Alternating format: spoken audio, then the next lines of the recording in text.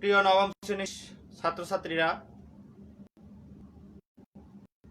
পরঘর আয়োজিত অনলাইন ক্লাসে তোমাদেরকে স্বাগতম। আজকের আলোচনার বিষয় হচ্ছে নবম শ্রেণী গণিত অনুশীলনী 9.2 এর কয়েকটি অঙ্ক নিয়ে। তো শিক্ষার্থীরা, আমরা ক্লাসে চলে যাচ্ছি। তোমরা অবশ্যই ক্লাসটি দেখো এবং বোঝার চেষ্টা করো। তোমাদের গণিত পাঠ্য 195 পৃষ্ঠায় অনুশীলনী 9.2 এর আগের ক্লাসে আমি 8 থেকে 11 পর্যন্ত অঙ্কগুলোর সমাধান করিয়ে দেখিয়েছিলাম। আজকে আমরা 12 থেকে অঙ্কগুলোর সমাধান করে তোমাদেরকে বোঝানোর চেষ্টা করব। তো শিক্ষার্থীরা, তোমরা একটু খেয়াল করো। 12 নম্বর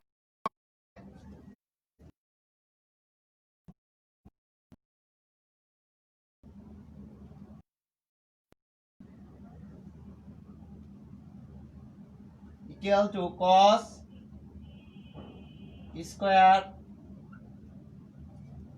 30 degree minus sin square 30 degree. এখন অঙ্কটা বলছে যে দেখাও যে cos square 30 degree minus sin square 30 degree equal to cos 60 degree. তারপরে লেফট হ্যান্ড সাইড দিয়ে যেহেতু অঙ্কটা শুরু করব, তাহলে আমি লিখলাম left hand side equal to cos square 30 degree minus sin square 30 degree. খেয়াল করো শিক্ষার্থীরা, cos 30 ডিগ্রির মান হচ্ছে √3/2। √3/2, যেহেতু cos উপরে একটা স্কয়ার আছে, তাহলে মানের উপরে কি আসবে? একটা স্কয়ার আসবে। মাইনাস sin 30 ডিগ্রির মান হচ্ছে হাফ। যেহেতু সাইনের উপরে স্কয়ার আছে, তাহলে মানের হাফের উপরে একটা স্কয়ার আসবে। এখন কোনো ভগ্নাংশের উপর যদি ব্র্যাকেট ক্লোজ করে একটা স্কয়ার থাকে, তাহলে ভগ্নাংশের লব এবং হরে যে দুইটা সংখ্যা বা রাশি থাকে, তারপর তার দুটোটার উপরেই পাওয়ার কি থাকবে? যত থাকবে তত থাকবে। পাওয়ারটা তত থাকবে, ওই দুইটা সংখ্যার উপর পাওয়ার তত থাকবে। তাহলে এখানে √2 এর উপরেও পাওয়ার 2 আছে এবং √3 এর উপরেও পাওয়ার 2 আছে এবং 2 এর উপরেও পাওয়ার 2 আছে। তাহলে √3 এর উপর পাওয়ার 2 থাকলে √3 এর উপর যদি পাওয়ার 2 থাকে, তাহলে এই রুট স্কয়ার এবং রুটে কাটা যায়, তাহলে তার মান হয় 3। আর 2 এর উপর স্কয়ার মানে 2 * 2 = 4 মাইনাস 1 এর উপর স্কয়ার মানে 1, 2 এর উপর স্কয়ার মানে 4। খেয়াল করো শিক্ষার্থীরা, তাহলে এখানে আমরা যদি এটাকে সরল করি, সরল করার পূর্বে প্রথমে আমাদের রাশিগুলোর লসাগু করতে হবে। 4 এবং 4 এর লসাগু হলো 4। 4 দ্বারা 4 কে ভাগ করলে ভাগফল 1, 1 দ্বারা 3 কে গুণ করলে 3 × 3 মাইনাস 4 দ্বারা 4 কে ভাগ করলে কত হয়? 1 হয়। 1 দিয়ে উপরে 1 আছে, গুণ করলে কত? 1। তাহলে খেয়াল করো শিক্ষার্থীরা, উপরে 3 থেকে 1 যদি আমরা বিয়োগ করি তাহলে 2, নিচে হলো 4। 2 কে 2, 2 দ্বারা 2 কে ভাগ করলে 2, 2 দ্বারা 4 কে ভাগ করলে 2 দ্বারা 2 কে ভাগ করলে 1, আর 2 দ্বারা যদি আমরা 4 কে ভাগ করি তাহলে 2 ইকুয়াল টু কত? হাফ। তার মান কত পেলাম? হাফ পেলাম। এখানে আমি রাইট হ্যান্ড সাইডটা লিখলাম, right hand side equal to cos 60 degree. cos 60 degree, আমরা জানি cos 60 ডিগ্রির মান কত? হাফ। তাহলে অতএব left hand side equal to right hand side into should left hand side এবং right hand side এর মান যেহেতু পরস্পর সমান হয়েছে, তাহলে এটা কি হয়েছে? প্রমাণিত হলো। আশা করি শিক্ষার্থীরা তোমরা অঙ্কটি বুঝতে পেরেছো। তারপরের যে অঙ্কটি আছে 13 নাম্বার, সেটা একটু তোমরা খেয়াল করো।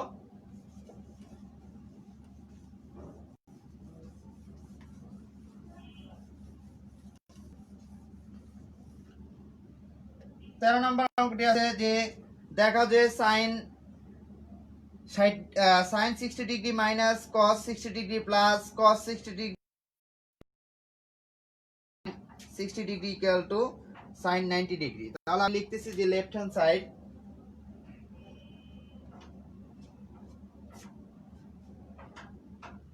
লেফট হ্যান্ড সাইড হচ্ছে sine 60 degree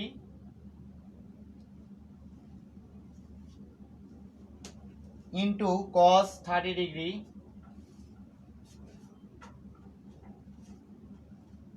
plus cos 60 degree into sin 30 degree cos 60 degree into sin 30 degree তাহলে cos sin 60 degree মান হচ্ছে √3/2 into cos 30 ডিগ্রির মান হচ্ছে √3/2 প্লাস cos 60 ডিগ্রির মান হচ্ছে হাফ ইনটু sin 60 ডিগ্রির মানও হাফ।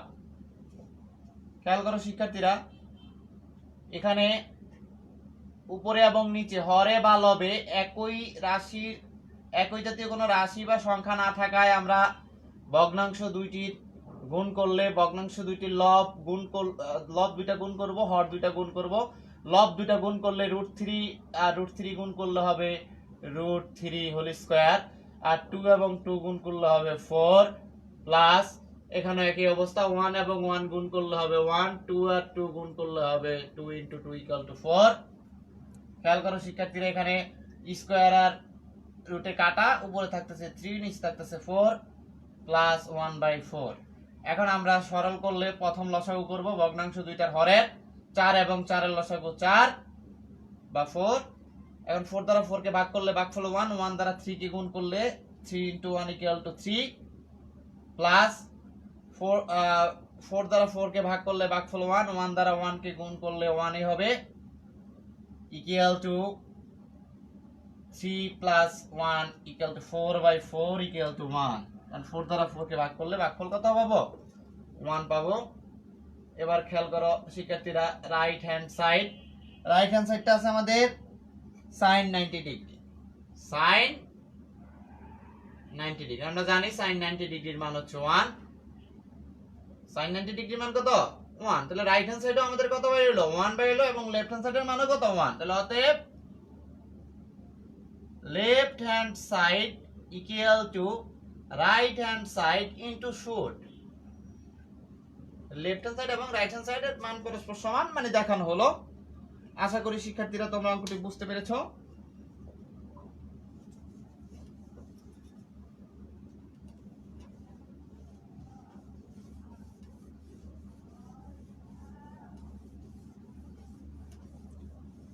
তারপরে আমরা 14 নম্বর অঙ্কে যাই।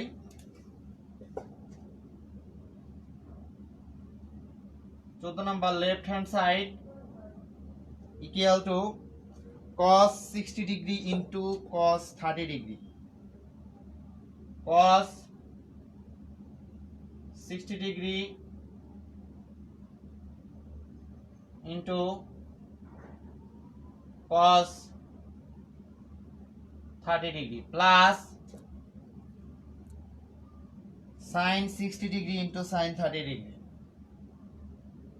sin 60 degree into sin 30 degree.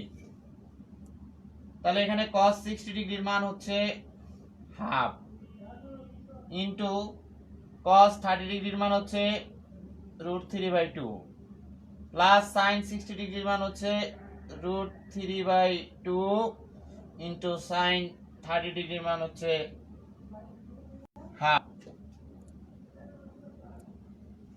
তাহলে আমরা এখানে কি করতে পারি? ভগ্নাংশ দুইটার হরের গুণফল এবং লবের গুণফল করলে 1 এর সাথে √3 গুণ করলে হবে √3, 2 এর সাথে 2 গুণ করলে হবে 4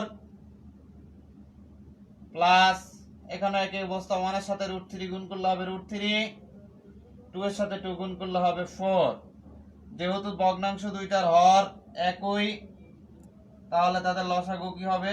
4 হবে, এবং এই দুইটা √3 যোগ করে দিলেই আমরা এটার ফলটা পেয়ে যাব 2√3। বা এটাকে তোমরা একটু আরেকটা লাইন বাড়াইতে পারো, লিখতে পারো যে √3 প্লাস √3, যেহেতু দুইটা ভগ্নাংশের হরই সমান, এই কারণে আমরা দুইটা লব একত্রে যোগ করতে পারবো, এটাও একটা নিয়ম।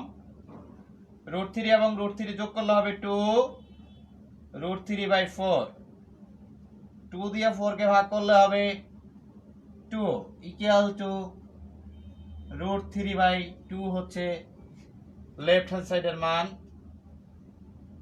রাইট হ্যান্ড সাইড হবে cos 30 ডিগ্রি, cos 30 ডিগ্রির মান √3/2। তাহলে লেফট হ্যান্ড সাইডের মান √3/2, রাইট হ্যান্ড সাইডের মান √3/2, তাহলে দুইটা পরস্পর সমান। আমরা লিখতে পারি অতএব left hand side equal to right hand side into should. শিক্ষার্থীরা, আশা করি তোমরা অঙ্কটি বুঝতে পেরেছো। আমরা লাস্ট আরেকটা অঙ্ক করিয়ে দিচ্ছি।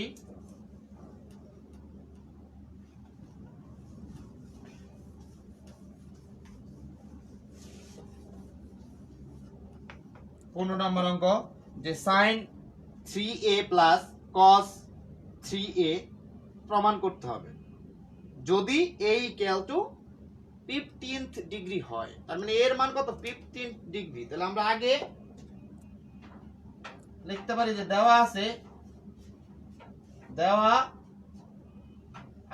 a equal to